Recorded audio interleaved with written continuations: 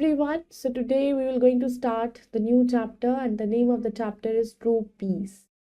So what is peace? Peace is the thing which comes from within. Peace मतलब शांति. शांति हमें कब मिलती है और ये शांति हमें from within, from inside हमें ये चीज मिलती है.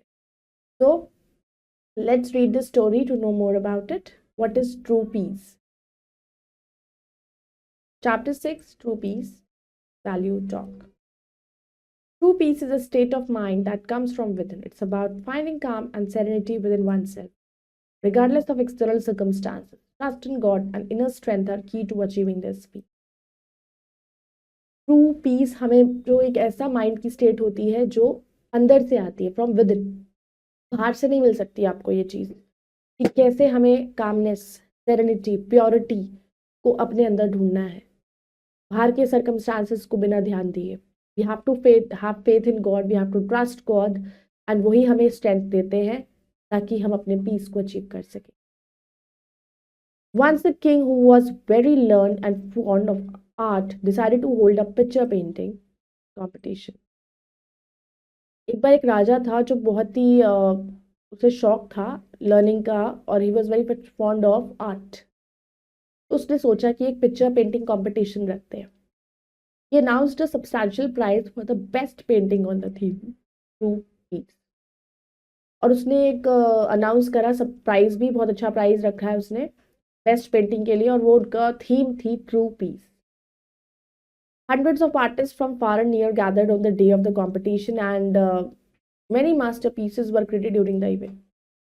तो बहुत सारे आर्टिस्ट आए बाहर से भी, पास में से भी, वो सब इकट्ठे हुए इस कंपटीशन के लिए और बहुत सारे मास्टरपीस उन्होंने बनाए. The next day the king decided to judge the competition. अगले दिन किंग ने सोचा और उसने जज किया कंपटीशन को. Jury was formed with the king as the head of the jury. तो एक जूरी भी साथ में बनाया गया था किंग के साथ as the head of the jury. The jury selected two masterpieces and were confused over which one of the two pictures can be given the prize. अब जूरी ने दो मास्टरपीस सिलेक्ट किए थे एंड वो confuse थे कि over इनमें से which one of the two pictures को प्राइज दिया जाए. King examine the two pictures closely to finalise the result. अब किंग ने एग्जामिन करा उन दोनों पिक्चर्स को बहुत बारीकी से उसके रिजल्ट को फाइनलाइज करने के लिए. वन पिक्चर डिपिक्टेड अ काम silent lake set against a backdrop of peaceful mountains rising into a blue sky above the hot tufts of white clouds. अब एक जो पिक्चर थी उसमें क्या दिखाई दे रहा था? कामनेस, साइलेंट लेक थी, बिल्कुल शांत. Set against a backdrop of किसका? पीसफुल माउंटेन्स थे जो एक ब्लू स्काई में राइज कर रहे थे. अबव, स्काई से भी ऊपर लगते हैं, आसमान को छूते हुए माउंटेन्स. वाइट क्लाउड्स थे उसके ऊपर. The entire jury, except for one member, who was the king's prime minister, did not agree with the rest to give the prize to that painting. Jury में जितने भी मेंबर्स थे वो एक member को छोड़ के जो किंग के प्राइम मिनिस्टर थे वो एग्री नहीं करे उन बाकी के लोगों के साथ कि इस पेंटिंग को प्राइज दिया जाए. The prime minister had chosen the other painting which portrayed rugged and bare mountains with a dark sky above showing lightning and dense clouds. अब प्राइम मिनिस्टर ने दूसरी पेंटिंग को चूज किया जिसमें क्या था? रग्ड वेयर माउंटेन्स थे. Sky जो था वो डार्क था, लाइटनिंग शो हो रही थी और बादल थे. From the mountains flowed a turbulent waterfall. और उन्हीं झरना बह रहा था उस माउंटेन्स में.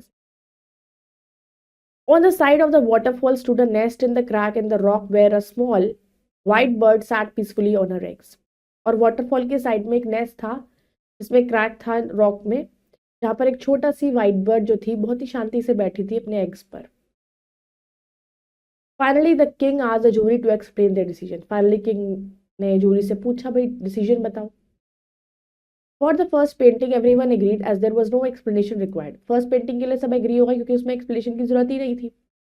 It was a symbol of true peace, क्योंकि वो अपने आप में ही सिंबल थी ट्रू पीस का. The king asked his prime minister why he chose the second painting which seemed full of disturbance. अब किंग ने प्राइम मिनिस्टर से पूछा कि उसने सेकंड पेंटिंग को क्यों चूज किया है क्योंकि उसमें तो डिस्टर्बेंस दिख रही है. The prime minister explain, your majesty, the scene shows disturbance in the second painting, but look at the side near the waterfall. उसने कहा कि सीन डिस्टर्बेंस तो शो कर रही है सेकंड पेंटिंग में, लेकिन उस साइड को देखो वाटरफॉल के पास में. Everybody looked. You can see a white bird sitting peaceful on her eggs in the light, little nest tucked in the rocks. He continued.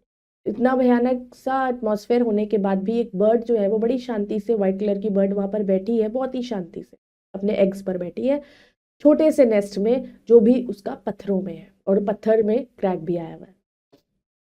True peace does not mean to be in place which is free from troubles of life or from the hard work of life.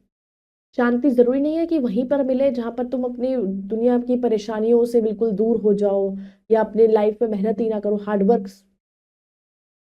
Hard work से दूर हो जाओ. तो उस जगह पर ही true piece नहीं मिलता. ट्रू पीस तो होता है कि आप इतने प्रॉब्लम्स को भी फेस कर रहे हो तब भी आपके चेहरे पर शांति है. True peace means big calm at heart despite being in midst of troubles. तो चारों तरफ इतनी problems but still you are calm. The king agreed and other members of the jury also accepted the explanation given by the prime minister. अब king भी agree हो गया और बाकी के मेंबर्स भी एग्री हो गए एक्सप्लेनेशन जब दी प्राइम मिनिस्टर ने. तो king said that is the true meaning of peace, pointing his finger towards the second painting. तो उसने second painting के towards finger pointed cut second painting के towards उसने finger को point out किया और उसने बताया कि यही सही meaning है शांति का.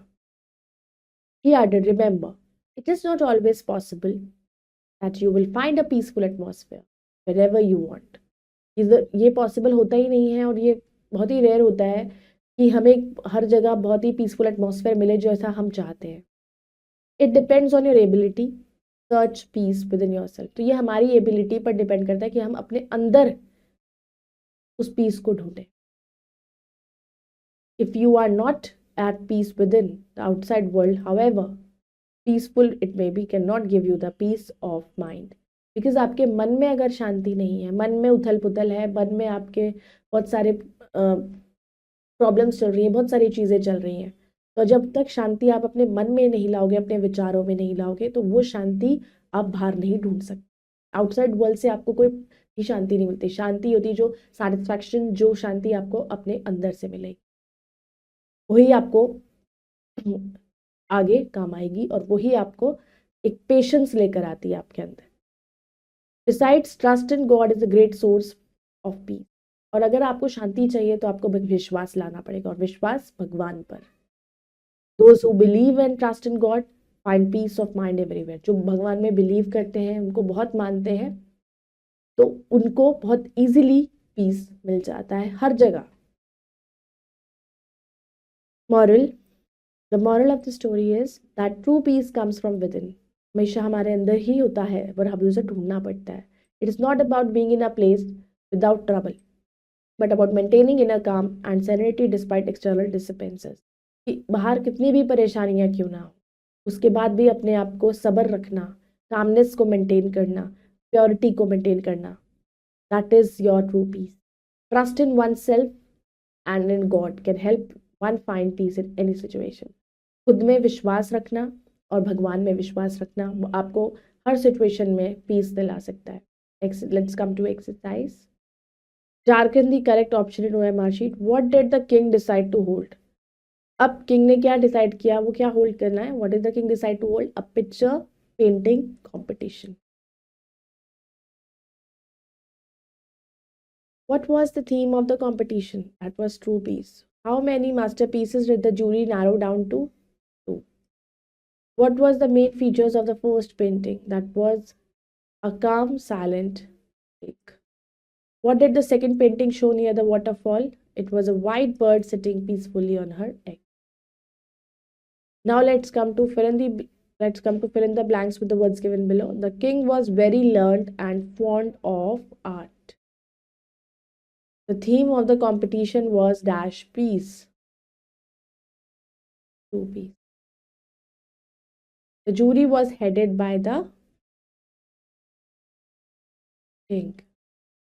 Near the waterfall in the second painting, there was a white bird.